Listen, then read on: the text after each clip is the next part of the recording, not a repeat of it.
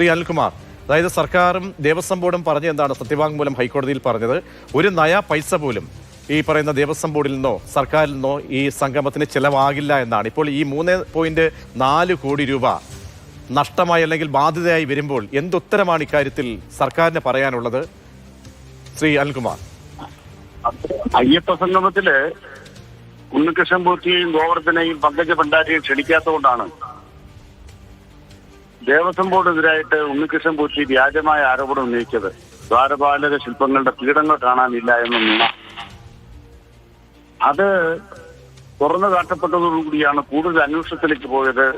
ഇപ്പതാ കൊടിമര കൊള്ള വരെ എത്തി നിൽക്കുന്നു. ഈ കൊള്ളകളെല്ലാം പുറത്തു വന്നതിന് കാരണം അയ്യപ്പ സംഗമമാണ്. അതുകൊണ്ട് അയ്യപ്പ സംഗമം എന്ന് പറയുന്നത് ശബരിമലയിൽ കാലാകാലങ്ങളായി തന്ത്രിയുടെ നേതൃത്വത്തിൽ ഉണ്ണികൃഷ്ണൻ പോറ്റി അടക്കമുള്ളൊരു സംഘം നടത്തിക്കൊണ്ടിരുന്ന കൊള്ളയെ പുറത്തു കൊണ്ടുവന്നിരുന്നു. അതുകൊണ്ട് തന്നെ അതിനെ ആ നിലയിലാണ് കാണേണ്ടത്. ശ്രീ അനിൽകുമാർ, ഞാൻ ചോദിച്ചത് ഇതിന്റെ കണക്കാണ്. കണക്കുകൾ അല്ല, ഞാൻ പറയട്ടെ, ഞാൻ അതിന്റെ മറുപടി പറയാൻ നിങ്ങളൊരു വാചകത്തിന് മറുപടി പറയാൻ തുടങ്ങല്ലേ.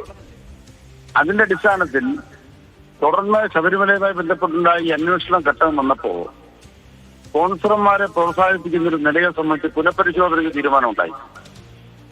ഉണ്ണികൃഷ്ണൻ പോറ്റിയെ പോലുള്ള ആളുകൾ സ്പോൺസർമാരെന്ന് വ്യാജേന വരുന്നത് നിരുത്സാഹപ്പെടുന്ന ഒരു പ്രവണതയുണ്ടായി. അതുകൊണ്ട് തന്നെ ശബരിമലയുമായി ബന്ധപ്പെട്ട ഇത്തരം കാര്യങ്ങളിൽ ചില മാനദണ്ഡങ്ങൾ വേണമെന്ന് സർക്കാർ തീരുമാനിച്ചു, അല്ലെങ്കിൽ ദേവസ്വം ബോർഡ് തീരുമാനിച്ചു. അതിന്റെ നടപടിക്രമങ്ങൾ പൂർത്തിയായി വരുന്നതേ ഉള്ളൂ. സ്വാഭാവികമായും ഒറ്റ ഉത്തരവേ ഉള്ളൂ. കണക്കങ്ങ് പറഞ്ഞാൽ പോരെ ശ്രീ അനിൽകുമാർ. ഈ 3.4 കോടി രൂപ എങ്ങനെയാണ് നഷ്ടമുണ്ടായത്? അല്ല, നിങ്ങള് ഒരു മാധ്യമ പ്രവർത്തകനല്ലേ? മാതൃഭൂമിയുടെ ഒരു പരിപാടി സമയം അപഹരിച്ചു പോകണ്ടല്ലോ, നമുക്ക് കൃത്യമായിട്ട് സ്പെസിഫിക് ആൻസർ പറയണത്. എന്നോട് ചോദിക്കുകയാണ്, ഞങ്ങളൊരു മാധ്യമ പ്രവർത്തക നിലയ്ക്ക് എന്നോട് ചോദിക്കുകയാണ്, കണക്ക് ചോദിക്കുകയാണ്. ഞാൻ ആരാ? ദേവസ്വം ബോർഡിൽ ആരാ? ഞാൻ രാഷ്ട്രീയ ഉത്തരം പറയാനല്ല എന്നോട് വിളിച്ചത്. അല്ല, അന്നൊക്കെ അങ്ങ് ന്യായീകരിച്ചത്, അന്ന് ചാനൽ ചർച്ചയിൽ ന്യായീകരിച്ചത് എന്താണ്? നയാ പൈസ പോലും സർക്കാരിന് ചിലവുണ്ടാകില്ല, അല്ലെങ്കിൽ ദേവസ്വം ബോർഡിന് ചിലവുണ്ടാകില്ല. ഇവിടെ അർപ്പിക്കുന്ന പണം ഭക്തരുടെ കയ്യിൽ നിന്നും പോക്കറ്റിൽ നിന്നും കീശയിൽ നിന്നും പോകില്ല എന്ന് ഉറപ്പ് നൽകി അങ്ങേക്ക് ബാധ്യതയുണ്ട് ഈ കണക്കുകൾ വരുമ്പോൾ. അത് ശരി. അപ്പം ഒരു കാര്യം ഇനി അങ്ങോട്ട് പറയുന്നത് ദയവായി കേൾക്കണം. ശബരിമലയിൽ ഈ കൊള്ളക്കാരെ പിടികൂടുതൽ അങ്ങ് സന്തോഷിക്കുന്നില്ല. ഉണ്ണികൃഷ്ണൻ പോറ്റി, സോണിയാഗാന്ധിയുടെ വീട്ടിൽ കണ്ട ഉണ്ണികൃഷ്ണൻ പോറ്റിയും ഭണ്ഡാരിയും ഗോവർദ്ധനൊക്കെ ജയിലിൽ പോയതിന് അങ്ങ് സന്തോഷിക്കുന്നില്ല. ഇതിന്റെ അടിസ്ഥാനത്തിൽ സ്പോൺസർമാരെ സംബന്ധിച്ച് ഇനി വ്യക്തതയോടുകൂടി സ്വീകരിച്ചാൽ മതിയെന്ന തീരുമാനമെടുത്തതിൽ അങ്ങ് സന്തോഷിക്കുന്നില്ല. ഇതൊരു പൊതു സംവിധാനമല്ലേ?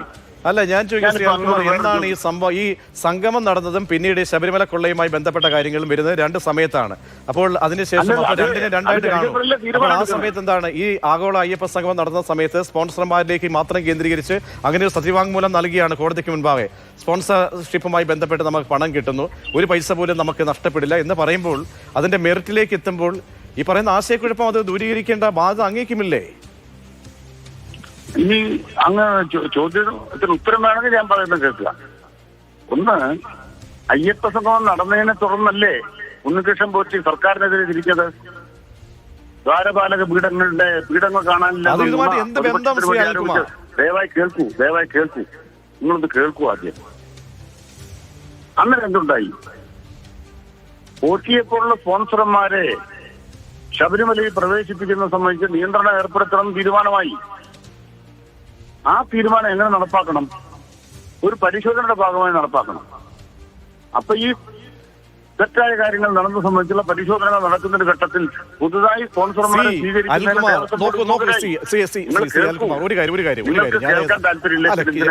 താല്പര്യമല്ല, ഞാൻ അങ്ങനെ വളച്ചു കെട്ടി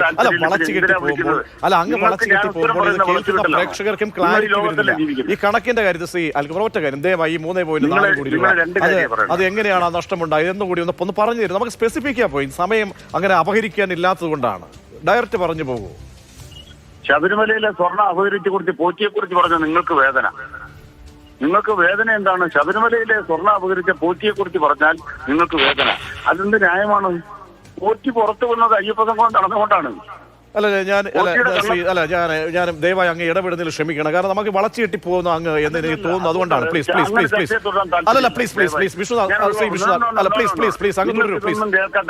അല്ലല്ല കേൾക്കാൻ താല്പര്യമില്ലാത്തല്ല. അങ്ങ് ഈ പറയുമ്പോൾ ഈ അരി എത്ര എന്ന് ചോദിക്കുമ്പോൾ ഉത്തരം കേൾക്കുമ്പോൾ എനിക്കൊരു അസ്വാഭാവികം തോന്നുന്നു. അതുകൊണ്ട് മാത്രം പറഞ്ഞു.